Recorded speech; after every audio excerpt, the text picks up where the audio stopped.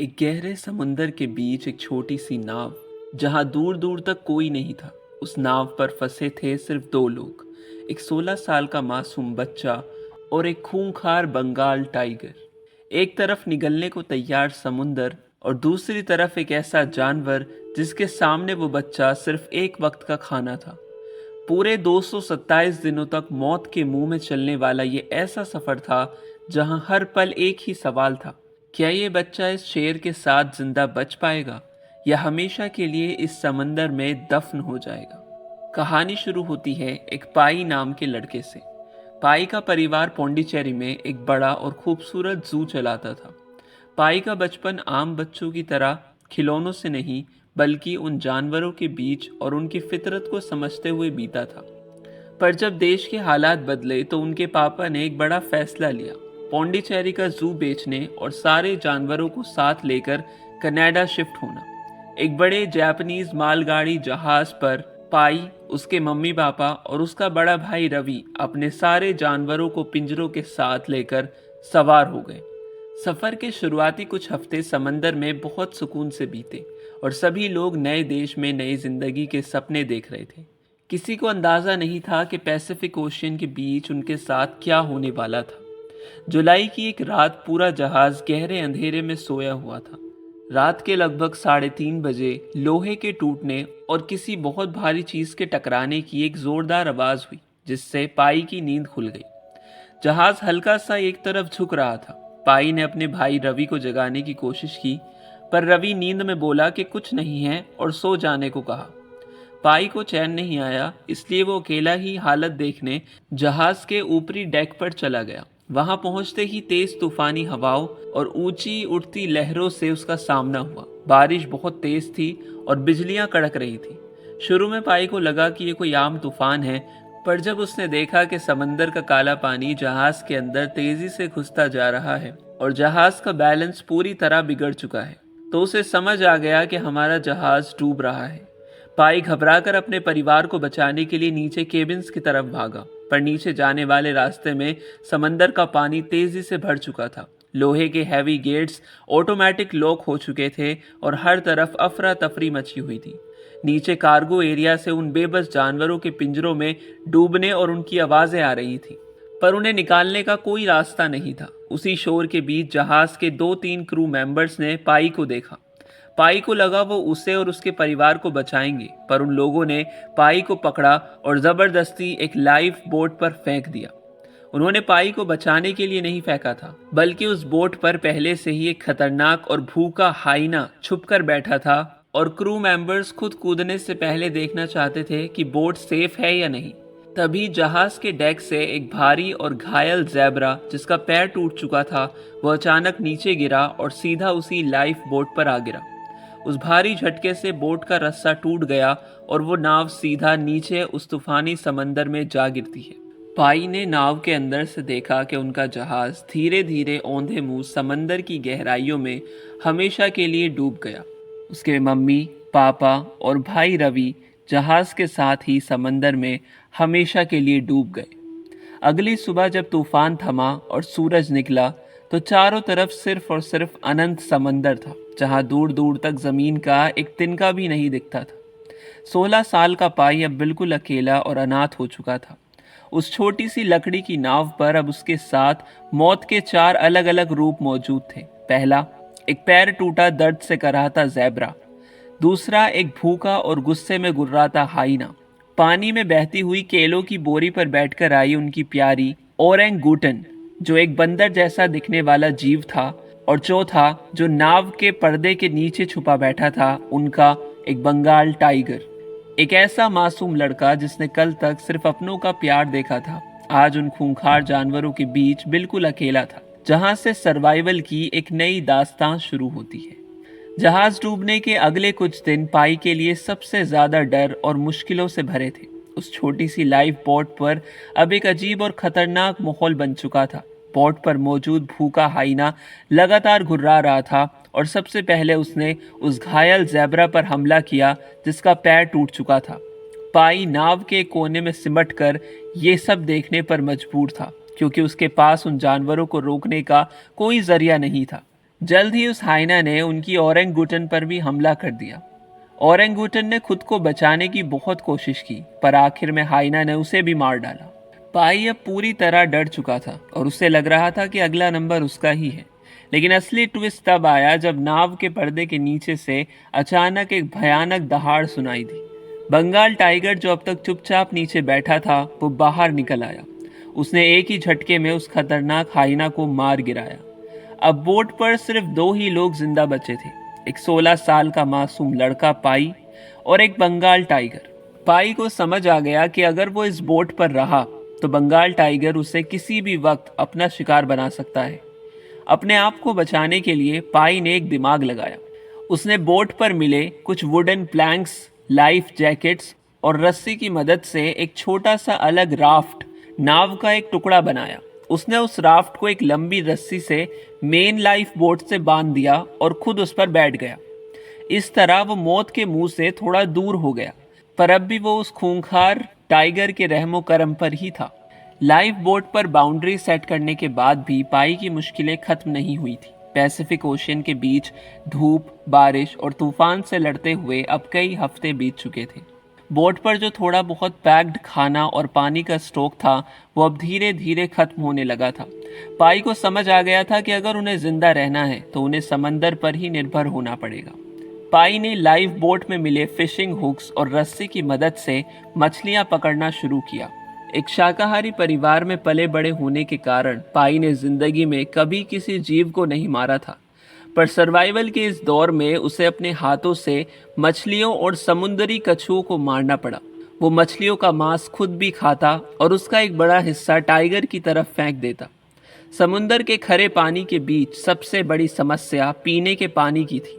इसलिए पाई बोट पर मिले सोलर स्टिल्स, जो कि पानी साफ करने का एक छोटा सेटअप होता है, उसकी मदद से बारिश और भाप के पानी को इकट्ठा करता और उसे खुद पीता और शेर को भी पिलाता। इसी दौरान पाई ने टाइगर की ट्रेनिंग को और मजबूत किया। जब भी टाइगर उसकी बाउंड्री पर आने की कोशिश करता, पाई अपनी पूरी ताकत से सीटी को बजाता और नाव को एक तरफ हल्का सा झुका देता, जिससे टाइगर को समुद्री बीमारी जैसा महसूस होने लगता। धीरे धीरे टाइगर के दिमाग में ये बात बैठ गई कि उस सीटी की आवाज़ का मतलब है परेशानी, और इस लड़के के पास रहने से ही उसे खाना और पानी मिलेगा। इस तरह टाइगर ने पाई को उस बोट का लीडर स्वीकार कर लिया था। एक दिन समुंदर में एक भयानक तूफान आया, जिसमें पाई का बनाया हुआ लकड़ी का राफ्ट पूरी तरह टूटकर बह गया। अब पाई के पास लाइफ बोट पर आने के अलावा और कोई रास्ता नहीं था। पर इतने हफ्तों की ट्रेनिंग का ही असर था कि जब पाई डरते हुए वापस बोट पर आया तो टाइगर ने उस पर हमला नहीं किया। दोनों ने उस तूफानी रात को एक दूसरे के करीब रहकर काटा। इस तरह धूप में झुलसते और भूख प्यास से लड़ते हुए एक इंसान और एक खूंखार जानवर का रिश्ता डर से आगे बढ़कर एक ऐसी दोस्ती में बदलने लगा जहां दोनों एक दूसरे के सहारे जिंदा थे। महीनों तक पैसिफिक ओशियन के बेहिसाब पानी में भटकने के बाद पाई और बंगाल टाइगर दोनों की हालत मौत के करीब पहुंच चुकी थी। लगातार झुलसती धूप, भूख और प्यास की वजह से उनका शरीर पूरी तरह टूट चुका था। कमजोरी इस हद तक बढ़ गई थी कि पाई की आंखों की रोशनी धुंधली होने लगी थी और बंगाल टाइगर नाव के कोने में अधमरा सा पड़ा था। दोनों ने लगभग अपनी उम्मीद छोड़ दी थी। पर तभी एक सुबह उनकी लाइफ बोट अचानक एक अजीब और बेहद ही हरे भरे आइलैंड के किनारे जा टकराई। शुरू में पाई को लगा कि ये उसकी आंखों का कोई भ्रम या सपना है, क्योंकि उस पूरे आइलैंड पर मिट्टी या पत्थर नहीं थे, बल्कि वो पूरी तरह से घनी हरी काई से बना हुआ था। उस आइलैंड पर कदम रखते ही पाई और बंगाल टाइगर को एक नई जिंदगी मिली। वहां हजारों की तादाद में छोटे और मासूम जानवर रह रहे थे, जिन्हें इंसानों या शहरों का कोई डर नहीं था।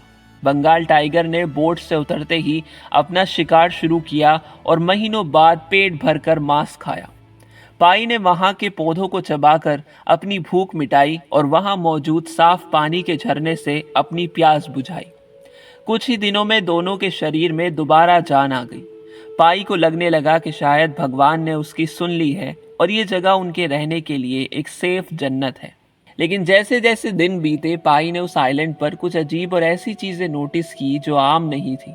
सबसे पहली बात ये थी कि उस द्वीप के सारे झरने और तालाब दिन में एकदम साफ और मीठे पानी से भरे रहते थे, पर वहाँ कोई भी समुद्री जीव या मछली जिंदा नहीं थे।